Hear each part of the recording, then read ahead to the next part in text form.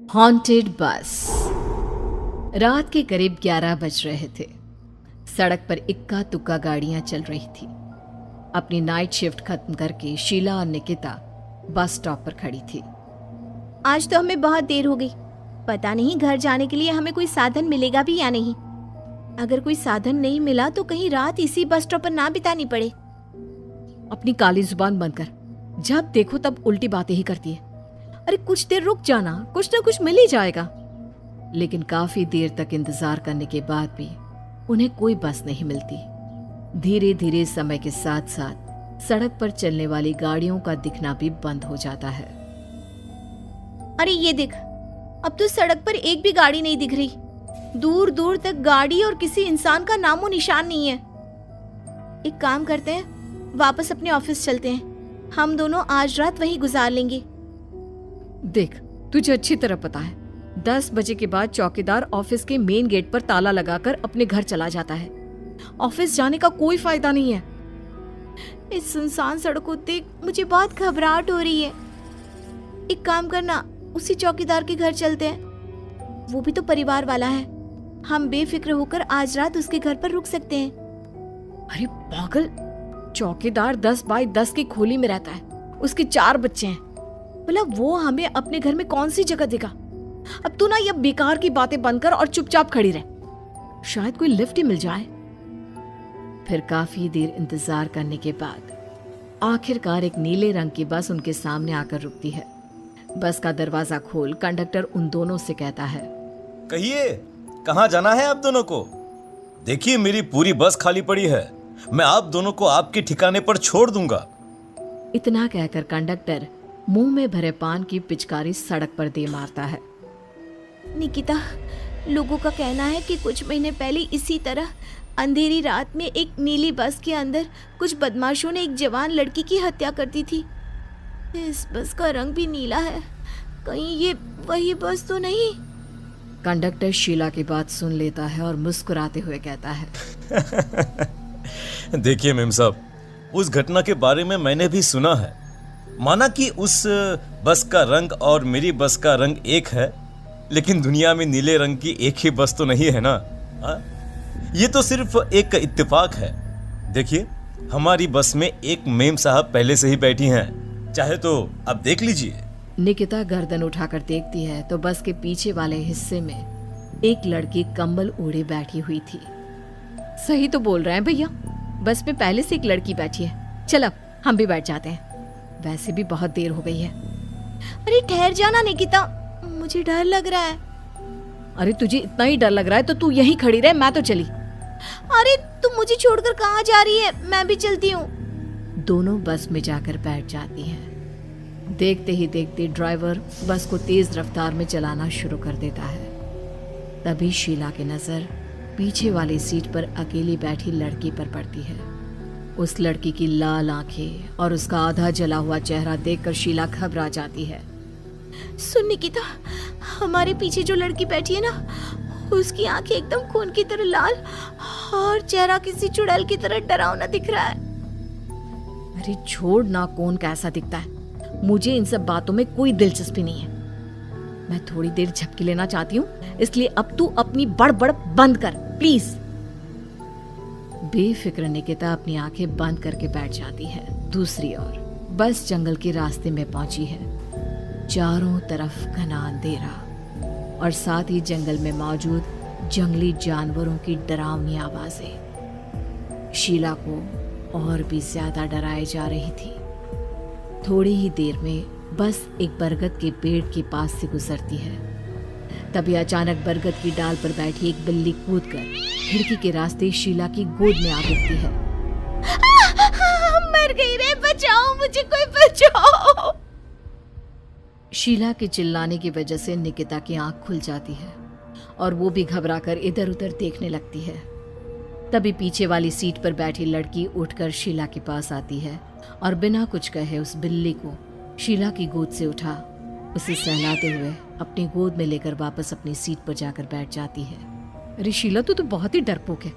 जरा जरा सी बात पर उछल पड़ती है। मैं कल से अकेले ही सफर करूंगी।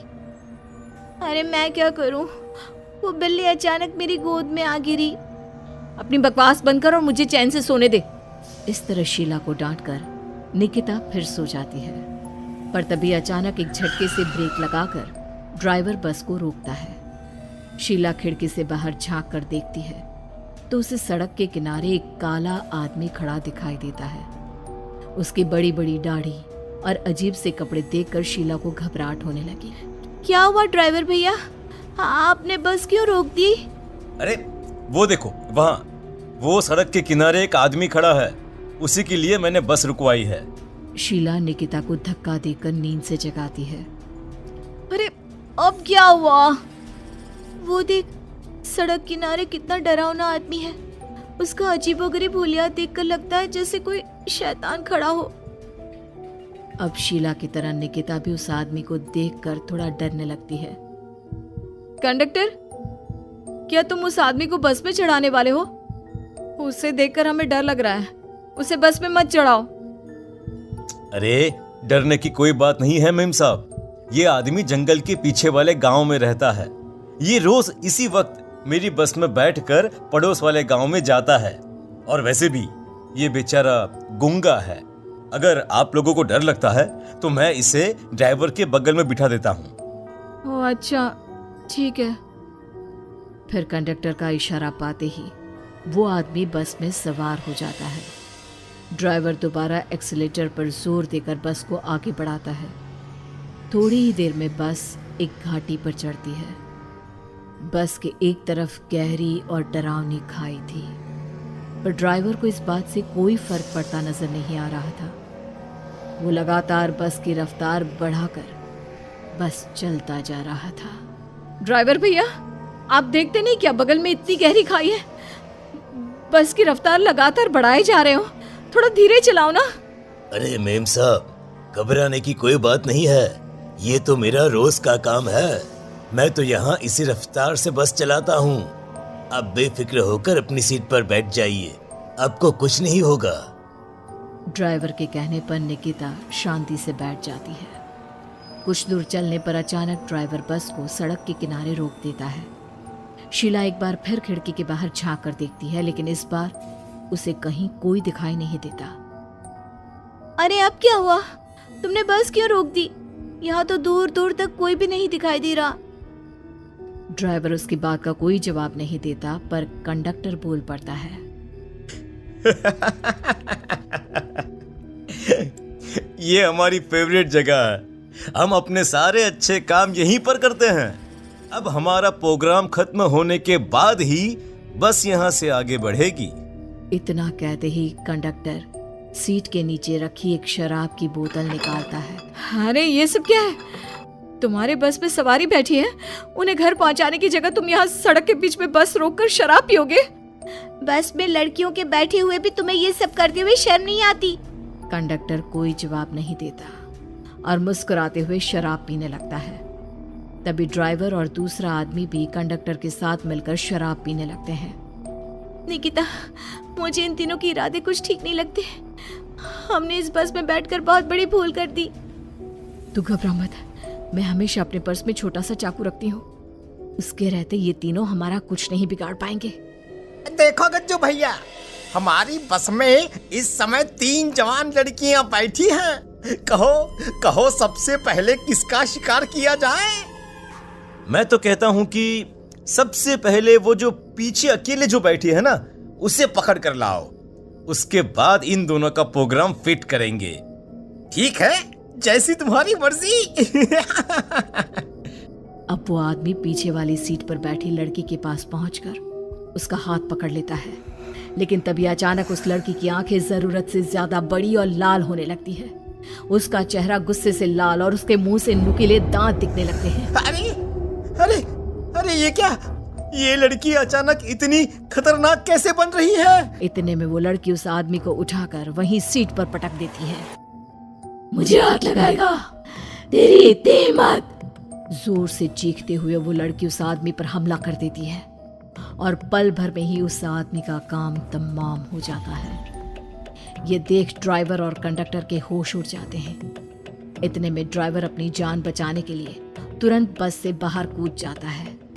पर तभी बस के पीछे की तरफ से तेजी से आ रहा एक ट्रक उसे कुचल कर चला जाता है।